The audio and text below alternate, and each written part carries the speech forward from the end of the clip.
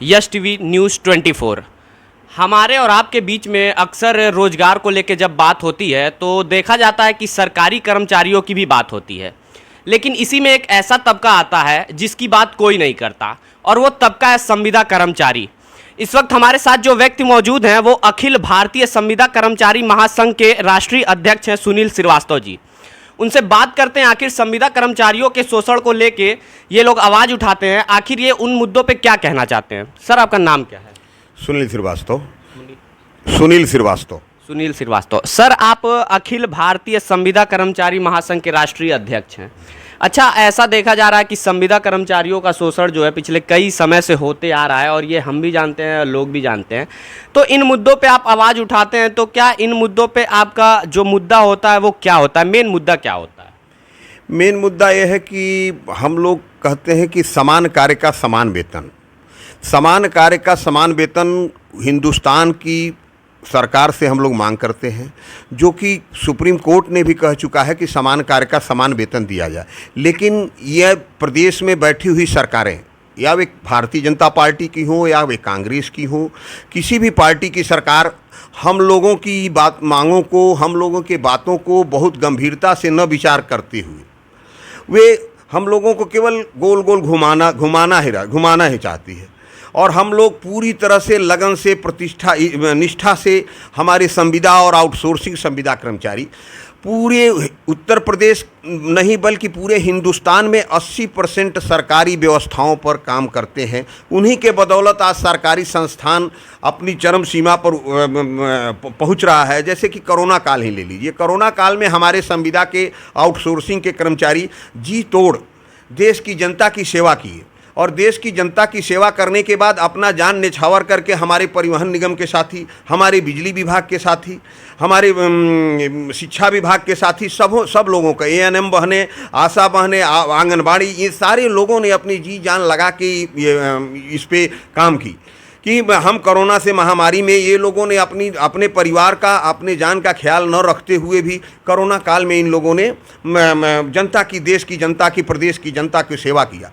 और उसके ऊपर में हम लोगों को पारितोषिक के रूप में मिलता क्या है कि हम लोगों को समय से वेतन नहीं मिलता, और वेतन मिलने के बाद जब कोरोना कम हो गया तो हम लोगों को निकाल के बाहर भी कर दिया जाता। अच्छा, सरकार कहती है ना कि संविदा कर्मचारियों का ये जो नियम लाया गया, ये रोजगार को देखते लाया गया, कि जो बहुत से ऐसे युवा हैं जिनको रोजगार नहीं मिलता, और ये संविदा इसीलिए आया ताकि एक रोजगार का जो मामला है वो सेट किया जा सके। लेकिन देखा यह जाता है ना कि संविदा कर्मचारियों की जब भर्ती तभी आती है जब किसी भी विभाग में एक आफत विपत आ जाता है या फिर कमी आ जाती है कर्मचारियों की। तो ये जो मामला है, ये क्या वेतन का मामला, आप लोग वेतन के मामले पे आवाज़ उठा रहे हैं, या फिर कर्मचारियों को जो मतलब के लिए रखा जाता है और फिर बाद में निकाल दिया जाता है, एक मामला ये भी है? नहीं, हम लोग तो संविदा के कर्मचारी वेतन के लिए तो मांग उठाते ही हैं, लेकिन ये बहुत बड़ी विडंबना है प्रदेश सरकारों की कि जब इनको ज़रूरत पड़ता है तो ये आउटसोर्सिंग के माध्यम से, ठेकेदारों के माध्यम से ये रखते हैं, और जब इनकी ज़रूरतें ख़त्म हो जाती हैं तो बिना वेतन दिए इनको निकाल के बाहर भी कर देते हैं। ये बहुत बड़ी विडंबना है। और मैं उत्तर प्रदेश सरकार ही नहीं, मैं पूरे देश की सरकार से, हर प्रदेश के सरकार के मुख्यमंत्रियों से मैं मांग करता हूँ, अखिल भारतीय संविदा कर्मचारी मांग करती है कि ठेकेदारी प्रथा तुरंत बंद किया जाए और इनको विभागीय संविदा किया जाए, और संविदा को समान कार्य का समान वेतन दिया जाए। अच्छा, लेकिन आप जो कह रहे हैं ठेकेदारी नियम जो है उसको ख़त्म कर दिया जाए, और जैसे एक सरकारी कर्मचारी काम करता है उसी तरह से संविदा कर्मचारियों को भी सम्मान और वेतन मिले, ठीक।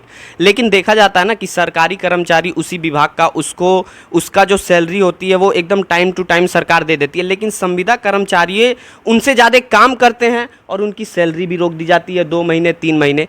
तो आप चूँकि राष्ट्रीय अध्यक्ष, हम आपसे जानना चाहते हैं, क्या आप लोग इन मुद्दों पे किसी एक राज्य या एक सरकार को टारगेट करते हैं, या पूरे सरकार की बात करते हैं, चाहे वो देश में हो चाहे राज्य में हो? हम केंद्र सरकार से मांग करते हैं कि वे जिस तरह से 370 कश्मीर में लागू कर दिया गया, समाप्त कर दिया गया, जिस तरह से राम जन्मभूमि मंदिर का निर्माण के लिए कोर्ट का आदेश हुआ और उसके बाद से निर्माण करा दिया गया, इसी तरह से संसद में एक कानून लावें जिससे कि हमारे पूरे देश के संविदा और आउटसोर्सिंग अनियमित कर्मचारियों के लिए एक कानून बनावें, जिससे कि ये ठेकेदारी प्रथा खत्म करके विभाग से संविदा करें और इनको समान कार्य का समान वेतन दें। इसलिए कि सुप्रीम कोर्ट की गाइडलाइन है कि समान कार्य का समान वेतन देना चाहिए।